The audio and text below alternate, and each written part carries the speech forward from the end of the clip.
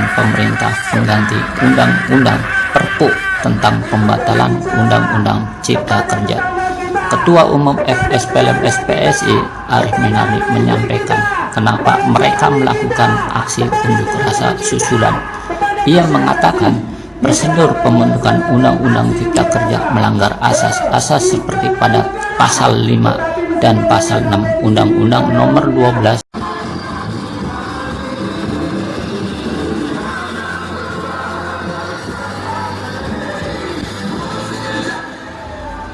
Ribuan buruh kembali menggelar aksi demonstrasi menolak Undang-Undang Cipta Kerja Kamis 22 Oktober 2020. Satu di antara kelompok pekerja yang melakukan aksi massa tersebut adalah Federasi Serikat Pekerja Logam Elektronik dan Mesin Serikat Pekerja Seluruh Indonesia FSPLM SPSI.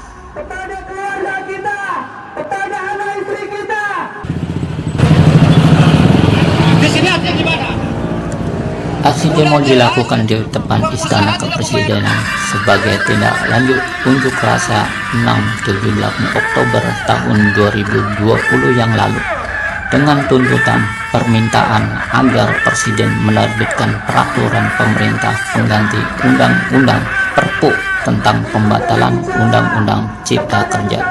Ketua Umum FSPLM SPSI Arif Minardi menyampaikan kenapa mereka melakukan aksi unjuk rasa susulan.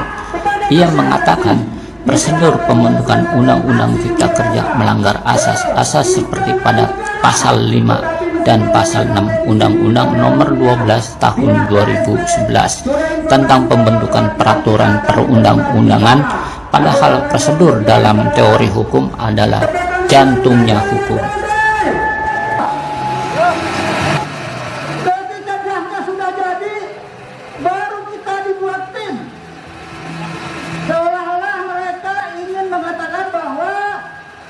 Undang-undang ini sudah didiskusikan, disosialisasikan kepada para pekerja.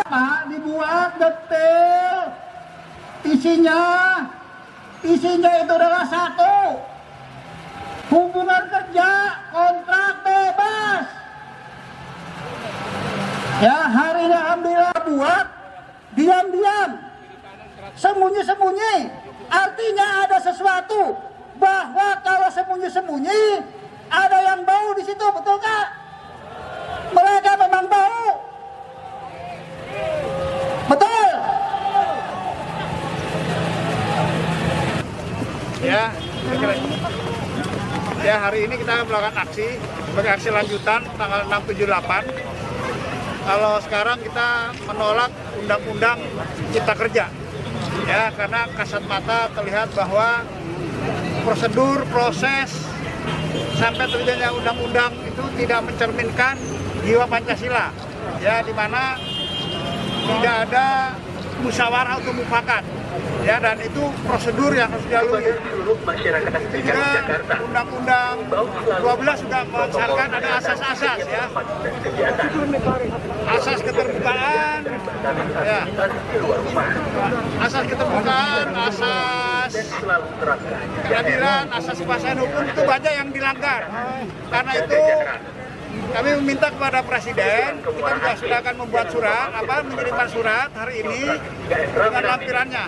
Ya, ini mungkin ya, kira-kira kita akan meminta kepada Presiden untuk mengeluarkan Perpu pembatalan RUU Cipta Kerja. Ya, mau semua, mau klaster ketenaga kerjaan saja itu terserah Presiden lah, karena kita yang kita kuasai adalah klaster ketenaga kerjaan.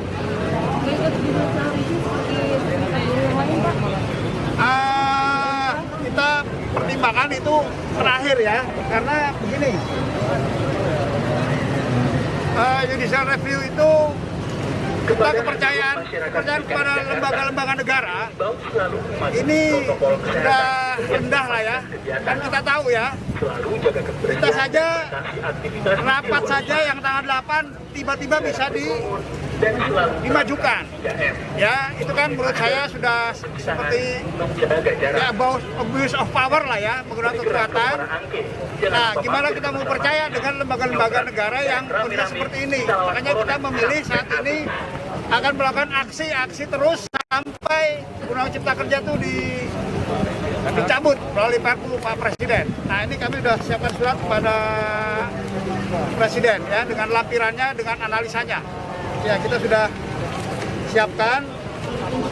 Ya, ini surat kepada ya. Ya, ini kepada Presiden. Kemudian ini lampirannya. Ya, ini analisa lampirannya yang kita siapkan tentang mulai dari kronologis lengkap, kronologis tentang dasar-dasar dari Pancasila, Undang-Undang Dasar dan Undang-Undang semua turunannya kita buat kajiannya lengkap. Mudah-mudahan Pak Presiden bisa membaca ya, termasuk pertemuan tim-tim yang dikatakan oleh mereka bahwa dia sudah berbicara dengan buruh, itu semuanya hanya formalitas ya, bukan benar-benar seperti diskusi. Kira-kira begitu. Oh, tadi katanya rencananya pengen long march, terus nanti akan ada negosiasi ke pihak kepolisian, katanya soalnya tidak bisa ke kawasan istana tadi katanya. Enggak, itu gini, kalau long march kita dari situ, dari Tugu Tani, karena dari Bundaran HI tidak diperbolehkan. Dari Tugu Tani sebenarnya itu titik kumpul kita, karena kita dari berbagai daerah. Ini dari Banten juga belum datang kan? Ya, saya juga nggak tahu tuh ya. Makanya kita di sini kemudian kita berharap bisa menyampaikan surat ini kepada Presiden langsung. Nah, itu yang kita sampaikan kepada Bapak Kepolisian.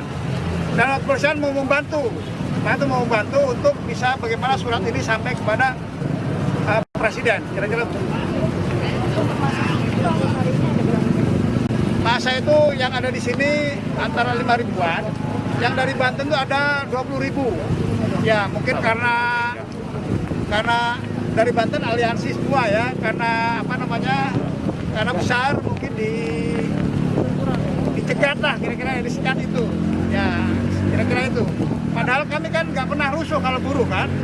Kalau rusuh kan ada sendiri yang sering rusuh itu, bukan kami gitu. Pak, berarti kalau nggak bisa ke medan Merdeka Barat atau di sana, berarti terusannya ya, kami berharap Pak Polisi kita sampai di istana, biar Pak Presiden bisa mendengarkan orasi-orasi kami, dan kemudian kami juga bisa menyampaikan langsung kepada Pak Presiden surat yang kami buat ini. Dan surat ini sudah detail, kira-kira. Apakah perwakilan dari istana akan Iya, dari Banten itu sedang menuju sini, gitu. Nah, itu apa Bapak sebelumnya pernah baca kopian dari RUU yang dibuat kemarin, Pak? ya, maka yang kami buat di sini ini formil prosedur tentang pembuatan undang-undang, karena kami tidak karena itu kan dokumennya belum diberikan, ya. Kita sendiri bingung juga kan, berubah-ubah lah ya, halamannya berubah, kita gamblang terlihat. Jadi seperti seperti masih dipermainkan itu dokumen. Maka kami daripada dibilang hoax, ya kan, nah, kami menunggu itu. Maka yang kami kaji hari ini adalah bagaimana formilnya itu juga prosedur formil itu cacat gitu ya. Kenapa? Karena prosedur itu menurut teori hukum, saya baca dari para pakar ya, para profesor itu, prosedur yang untuk undang-undang ini cacat secara itu. Teori hukumnya mengatakan bahwa prosedur itu jantungnya hukum. Ya, prosedur itu jantungnya hukum. Maka ketika prosedurnya banyak yang dilanggar, substannya pun otomatis pasti juga akan bermasalah. Dan itu terbukti. Karena tidak ada musyawarah, tidak ada kami tidak pernah dilibatkan. Kalaupun selama ini kita ada tim, ada itu hanya setelah, kan itu dari perencanaan harus dilibatkan ya, dari perencanaan mulai penyusunan draft itu sudah terlibat. Apalagi kalau di buruh itu ada namanya lembaga kerjasama tripartit. Lembaga kerjasama tripartit itu ada pengusaha, ada buruh, ada pemerintah. Di situ kalau ada masalah, diselesaikan dulu di situ. Nah ini mah nggak ada sama sekali. Tiba-tiba draftnya muncul. Kira-kira begitu. Kita bisa memberikan langsung kepada Pak Presiden surat dan lampirannya, biar para menterinya baca, termasuk Pak Presiden, biar dia sadar. Arief meminta Presiden Joko Widodo untuk mengevaluasi para pembantu Presiden, baik menteri maupun birokrat, atas prosedur dan proses pengundangan Undang-Undang Cipta Kerja yang tidak sesuai dengan semangat musyawarah untuk mufakat sebagaimana amanat Pancasila dan Undang-Undang Dasar 1945.